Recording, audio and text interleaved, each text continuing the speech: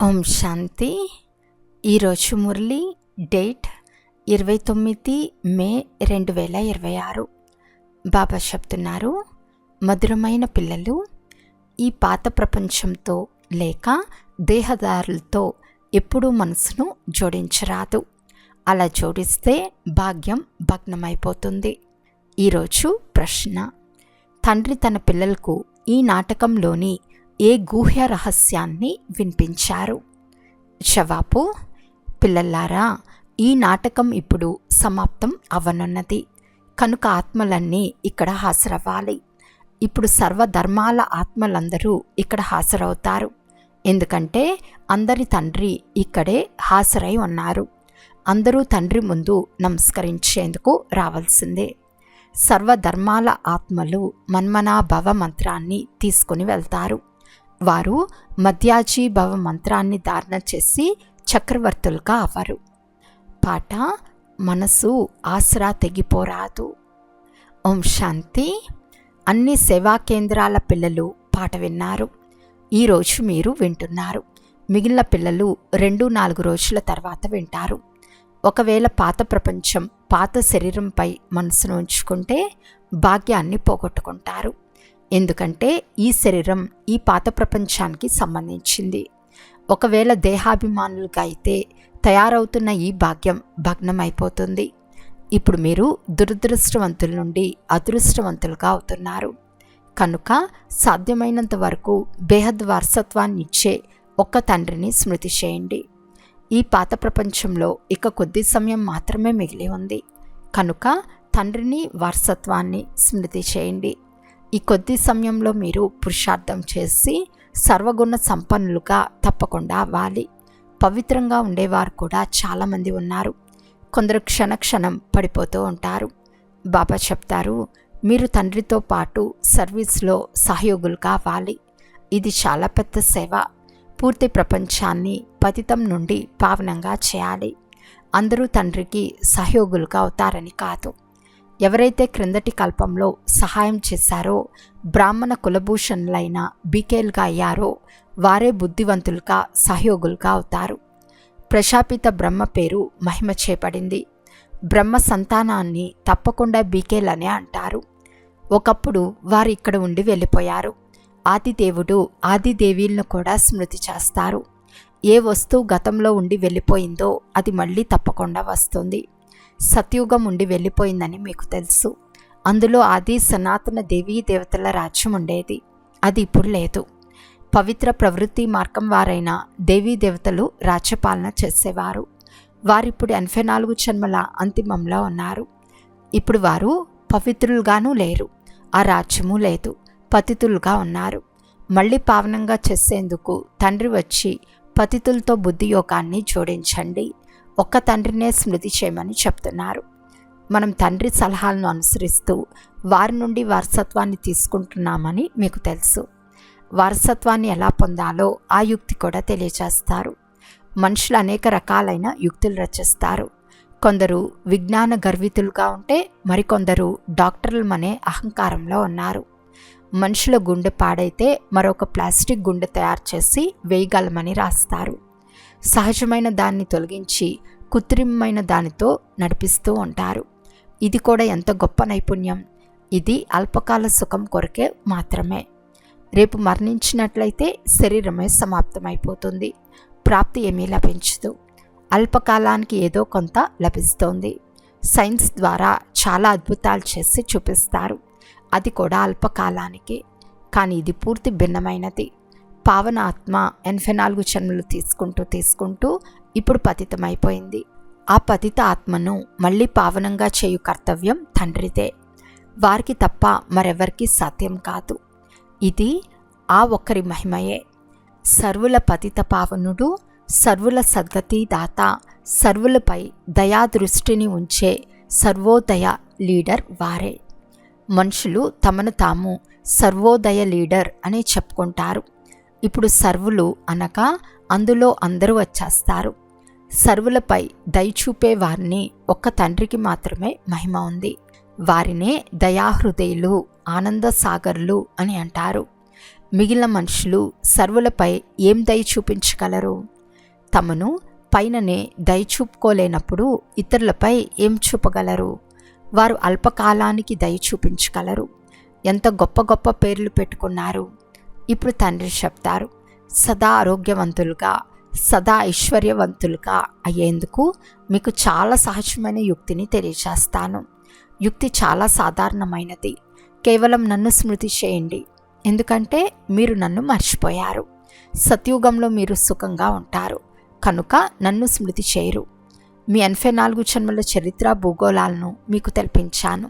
మీరు ఎలా రాజ్యం చేసేవారంటే సదా సుఖంగా ఉండేవారు. తర్వాత రోజు రోజుకు క్రిందకు దిగుతూ తమో ప్రధానంగా దుఃఖితులుగా పతితులుగా అయిపోయారు. ఇప్పుడు తండ్రి మళ్ళీ కల్పకృతం వలె పిల్లలైన మీకు వారసత్వాన్ని ఇస్తున్నారు. ఎవరు కల్పకల్పంలో వచ్చి వారసత్వాన్ని తీసుకుంటారో, శ్రీమతానుసారంగా నడుస్తారో వారే వస్తారు. శ్రీమతము అనగా బాప్దాదా మతము. వారు లేకుండా శ్రీమతం ఎక్కడి నుండి లభిస్తుంది? ఈ నైపుణ్యం ఎవరిలోనైనా ఉందా అని మీరు ఆలోచించండి. ఎవరిలోనూ లేదు. ఎవరినైనా విశ్వాధికారులుగా చేసేందుకు యుక్తులు కూడా తండ్రి తెలియజేస్తారు. ఇది తప్ప వేరే ఉపాయం లేదని చెప్తారు. పతిత పావనులైన తండ్రి వచ్చి ఉన్నత పదవిని పొందేందుకు జ్ఞానాన్ని ఇస్తారు. కేవలం సృష్టి చక్రాన్ని తెలుసుకోవటం వలన మీరు పవిత్రులుగా అవ్వలేరు. నన్ను స్మృతి చేయండి. ఈ యోగాగ్ని ద్వారా పాపాలతో నిండిన మీ కుండ సమాప్తమైపోతుందని తండ్రి చెప్తున్నారు. తండ్రి చెప్తారు, మీరే 84 జన్మలు తీసుకుంటూ చాలా పతితులుగా అయిపోయారు. ఈ రోజుల్లో స్వయాన్ని శివోహం తతత్వం అని కూడా చెప్పుకుంటారు. లేక మీరు పరమాత్ముని రూపానికి లేక ఆత్మనే పరమాత్మ అని అంటారు. ఇప్పుడు తండ్రి వచ్చారు. శివబాబా స్మృతిని ఇప్పించవలసి ఉంటుందని మీకు తెలుసు. సర్వుల సద్గతి దాత ఒక్క పరంపిత పరమాత్మయే. శివుని మందిరాలు వేరుగా నిర్మింపబడ్డాయి. శంకరుని రూపమే వేరు. ప్రదర్శనలలో కూడా రాయవలసి ఉంటుంది. శివుడు నిరాకారులు, శంకరుడు ఆకారి, కృష్ణుడేమో సాకారంలో ఉన్నాడు. జతలో రాధను చూపించటం సరిగ్గా ఉంది. దీనివల్ల మీరే మళ్ళీ లక్ష్మీనారాయణులుగా అవుతారని నిరూపించబడుతుంది. కృష్ణుడు ద్వాపర యుగంలో గీతను వినిపించుటకు రానేరాడు. పతితులు కలియుగాంతంలో ఉంటారు, సత్యుగంలో పావనలో ఉంటారు. కనుక భగవంతుడు తప్పకుండా సంగం యుగంలోనే వస్తారు. ఇది తండ్రికి మాత్రమే తెలుసు. వారే త్రికాలదర్శులు. కృష్ణుణ్ణి త్రికాలదర్శి అని అనరు. అతను 3 కాలాల జ్ఞానాన్ని వినిపించలేడు. అతనికి సృష్టి ఆది మధ్యాంతాల జ్ఞానమే లేదు. అతడు ఒక చిన్న బాలుడు. దైవీ రాకుమారి కుమారుల కాలేజీలో చదివేందుకు వెళ్తారు. మొదట ఇక్కడ కూడా రాకుమారీల కాలేజీ ఉండేది. ఇప్పుడు అన్నీ కలిసిపోయాయి. కృష్ణుడు రాకుమారుడు, ఇంకా మరికొందరు రాకుమార కుమారీలు కూడా ఉంటారు. కలిసి చదువుకుంటారు. అక్కడ ఉండేదే నిర్వికార ప్రపంచం. ఒక్క శివబాబాయే సర్వుల సద్గతి దాత. మనుషులు సర్వుల సద్గతి దాతలుగా అవ్వలేరు. తండ్రి వచ్చి సర్వులకు ముక్తి జీవన్ముక్తులను ఇస్తారు. దేవతల రాజ్యంలో వేరే ధర్మం ఏదీ లేదని అర్థం చేయించడం జరుగుతుంది. ఇతర ధర్మాల వారు అర్థంలో వచ్చారు కనుక సత్యుగంలో వారు ఎలా ఉండగలరు? వారు నివృత్తి మార్గంలోని హఠయోగులు. వారు రాజయోగాన్ని అర్థం చేసుకోలేరు. ఈ రాజయోగం ప్రవృత్తి మార్గం వారి కొరకు. భారతదేశం పవిత్ర ప్రవృత్తి మార్గంగా ఉండేది. ఇప్పుడు కలియుగంలో పతిత ప్రవృత్తి మార్గంగా అయిపోయింది. భగవాను వాచ, నన్నొక్కరినే స్మృతి చేయండి. పాత ప్రపంచంతో దేహ సంబంధికులతో మనసును జోడించినట్లయితే భాగ్యం చెదిరిపోతుంది. అనేక మంది భాగ్యం భగ్నమైపోతుంది. ఏదైనా అకర్తవ్యం చేసి ఉంటే చివర్లో అదంతా మీ ముందుకు వస్తుంది, సాక్షాత్కారం అవుతుంది. చాలామంది పిల్లలు చాలా దాచిపెడతారు. ఈ జన్మలో చేసిన పాపకర్మలు తండ్రికి వినిపించటం వలన సగం శిక్ష తగ్గిపోతుంది. కానీ సిగ్గు వల్ల వినిపించరు. మురికి పనులు చాలా చేస్తారు. బుద్ధిలో జ్ఞాపకం ఉంటుంది. తెలియచేయటం వలన ముక్తులవుతారు. వీరు అవినాశి సర్జన్. సిగ్గు వల్ల అనారోగ్యాన్ని సర్జన్కు తెలియచేయకుంటే దాని నుండి ఎలా ముక్తులు కావగలరు? ఏదైనా వికర్మ చేసినప్పుడు తెలియచేయటం వలన అర్థం క్షమింపబడుతుంది. తెలియచేయకుంటే అది వృద్ధి చెందుతూ ఉంటుంది. ఇంకా ఎక్కువగా చిక్కుకుపోతారు. తర్వాత అదృష్టం సమాప్తమై దురదృష్టం వచ్చేస్తుంది. తండ్రి చెప్తారు, దేహంతో కూడా సంబంధాన్ని ఉంచుకోకండి. సదా నన్నొక్కరినే స్మృతి చేస్తూ ఉండండి. అప్పుడు ఏ చెడు పని జరగదు. వీరు ధర్మరాజు కూడా. వీరి నుండి కూడా దాచిపెడుతూ ఉంటే తర్వాత మీలాంటి శిక్ష ఇంకెవరికి లభించదు. సమయం ఎంత సమీపానికి వస్తుందో అంత అందరికీ సాక్షాత్కారాలు జరుగుతూ ఉంటాయి. ఇప్పుడు ఇది అందరి అంతిమ సమయం. అందరూ పతితులుగా ఉన్నారు. పాపాలకు శిక్ష తప్పకుండా లభిస్తుంది. ఎలా ఒక్క సెకండ్లో జీవన్ముక్తి లభిస్తుందో అలా ఒక్క సెకండ్లో శిక్షల అనుభూతి ఎలా ఉంటుంది అంటే ఎంతో కాలం నుండి శిక్షణలు అనుభవిస్తూ ఉన్నట్లుగా అనిపిస్తుంది. ఇది చాలా సూక్ష్మమైన మిషనరీ. అందరికీ అంతిమ సమయం శిక్షలు తప్పకుండా అనుభవించాలి. తర్వాత ఆత్మలందరూ పవిత్రంగా అయి వెళ్తారు. తండ్రియే వచ్చి పతిత ఆత్మలను పావనంగా చేస్తారు. తండ్రికి తప్ప వేరెవ్వరికీ ఆ శక్తి లేదు. 63 జన్మలు పాపం చేస్తూ చేస్తూ ఇప్పుడు మీ పాప భండారం నిండిపోయింది. మాయాగ్రహణం అందరికీ పట్టింది. మీకు పెద్ద గ్రహణం పట్టింది. మీరు సర్వగుణ సంపన్నులుగా ఉండేవారు. తర్వాత గ్రహణం మీకే పట్టింది. జ్ఞానం కూడా ఇప్పుడు పిల్లలైన మీకే లభించింది. తండ్రి చెప్తారు, మీరు భారతదేశానికి అధికారులుగా ఉండేవారు. తర్వాత మీరు 84 జన్మలు అనుభవించారు. మీరు దేవీ దేవతా ధర్మం వారిగా ఉండేవారు. తర్వాత పతితులైన కారణంగా హిందువులుగా చెప్పుకున్నారని బాబా నేరుగా చెప్తున్నారు. హిందూ ధర్మాన్ని ఎవరు స్థాపన చేయలేదు. మఠాలను మార్గాలను వంశమని అన్నారు. రాజులకు రాజవంశం ఉంటుంది. Lakshminarayana the first, second, third ఇలా రాజ్యం నడుస్తుంది. పావనుల నుండి పతితులుగా అయ్యే తీరాలి. పతితులైన కారణంగా దేవీ దేవతలమని చెప్పుకోలేరు. మేము పూజ ఆది సనాతన దేవీ దేవతా ధర్మానికి చెందిన వారమని మీకు తెలుసు. మీ ధర్మంలోని చిత్రాలనే మీరు పూజిస్తారు. మేమే పూజ దేవీ దేవతలుగా ఉండేవారమని ఇప్పుడు పూజారులుగా అయ్యామని మర్చిపోయారు. తండ్రి ఆస్తిని ఇచ్చారని పతితులైనందున మా చిత్రాలనే కూర్చుని మేమే పూజిస్తున్నామని ఇప్పుడు మీరు అర్థం చేసుకున్నారు. మీరే పూజ్యులు, మీరే పూజారులు. ఇలా భారతీయులను తప్ప వేరెవ్వరిని అనరు. బాబా కూడా భారతదేశంలోనే వచ్చి మళ్ళీ దేవతలుగా తయారు చేసేందుకు జ్ఞానాన్ని ఇస్తారు. మిగిలిన వారంతా అన్ని లెక్కాచారాలను ముగించుకుని తిరిగి ఇంటికి వెళ్ళిపోతారు. ఆత్మలందరూ ఓ గాడ్ ఫాదర్ అని తండ్రిని పిలుస్తూ ఉంటారు. ఇది కూడా అర్థం చేసుకోవాల్సిన విషయం. ఈ సమయంలో మీకు 3 తండ్రులు ఉన్నారు.